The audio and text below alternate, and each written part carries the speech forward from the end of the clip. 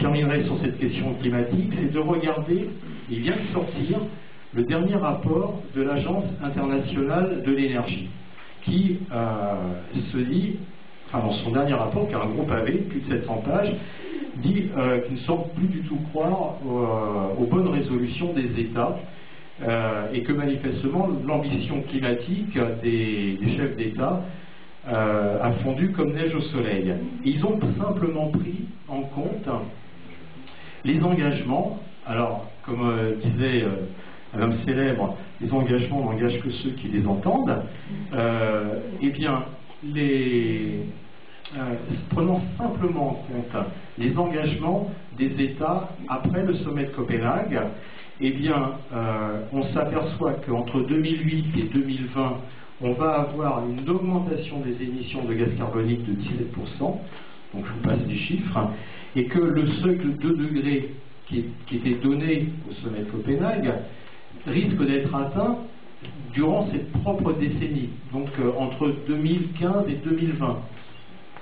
Donc on va sortir des clous tout de suite, et qu'à plus long terme, c'est pas 2 degrés qu'on risque d'avoir, c'est d'après cette agence internationale de l'énergie, c'est 3,5 degrés. Donc on est au-delà même de la moyenne du GIEC. Alors ce qui est intéressant, c'est de regarder quel est le scénario. Donc l'Agence internationale de l'énergie s'alarme et dit mais il faut absolument faire quelque chose. Et l'approche qu'il propose, c'est une approche évidemment où on ne change pas de système. On reste le même, et la seule manière de l'aborder, c'est de décarboner notre système économique. Donc c'est véritablement d'avoir un programme drastique pour décarboner notre système. Alors c'est quoi la décarbonisation de l'énergie? Eh bien c'est 5 points. C'est d'une part agir sur l'efficacité énergétique, pourquoi pas. C'est du fait qu'il y a toujours un usage extrêmement important du charbon, c'est de stocker le gaz carbonique dans les couches géologiques. Vous imaginez les investissements que ça peut représenter. C'est l'extension du parc nucléaire, donc la question du nucléaire devient posée. C'est le développement des énergies renouvelables, et le développement des agrocarburants, donc qui pose un problème fondamental de faire la compétition pour les terres agricoles entre la production d'énergie et l'alimentation. Donc on voit bien que là, on a tout à fait l'articulation entre le social et l'écologie. Et donc pour un tel programme, eh bien, je vous donne le chiffre d'investissement qui est avancé par l'agence, c'est 2000 milliards de dollars chaque année. Bon, alors on pourra mettre en lien ce chiffre avec d'autres options. Alors ce qui est intéressant, c'est par rapport... Donc là, très clairement, il y a une orientation qui est proposée autour de notre système actuel. Et il y a l'autre orientation qui est celle de la déclaration de Cochabamba, moi qui me paraît être intéressante, donc il y a cette déclaration qui a eu lieu en Bolivie en avril 2010, où cette déclaration dit bon, effectivement, le réchauffement climatique, c'est à cause des activités humaines. Et autant à Copenhague, on disait c'est à cause des activités humaines, point, et puis on passe à autre chose. Là, on met en cause le système. On le nomme, on dit ces activités humaines, c'est dans un système structurel qui est le capitalisme. Donc, qui a un pouvoir destructeur au niveau de la planète. Donc, on nomme le système qui dégrade la planète. Deuxièmement, cette déclaration de Cochabamba rappelle l'interdépendance entre l'homme et la nature, et pour reconnaître les droits sociaux, dit il faut reconnaître les droits à la terre. Donc reconnaître une exigence, d'avoir une exigence d'intégrité de la planète.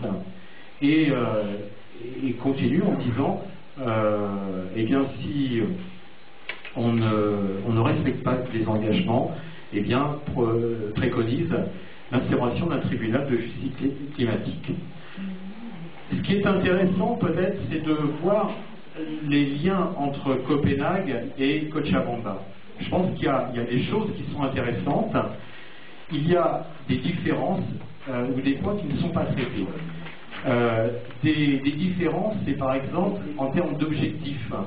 Donc Copenhague dit c'est 2 degrés. Cochabamba dit non, c'est 1 degré. Parce que il y a des enjeux qui touchent des populations des pays du Sud qu'il faut prendre en compte.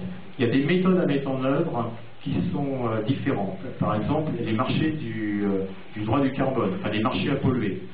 Le financement d'aides aux pays du Sud.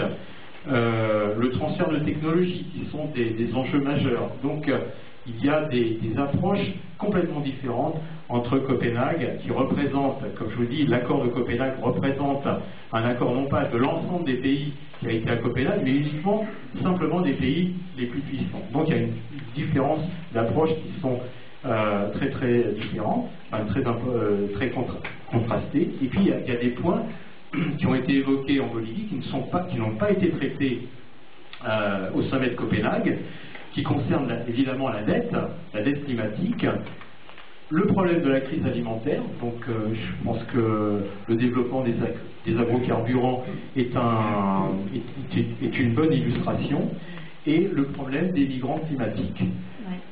Il y a le respect des engagements internationaux, le droit des peuples indigènes, le droit de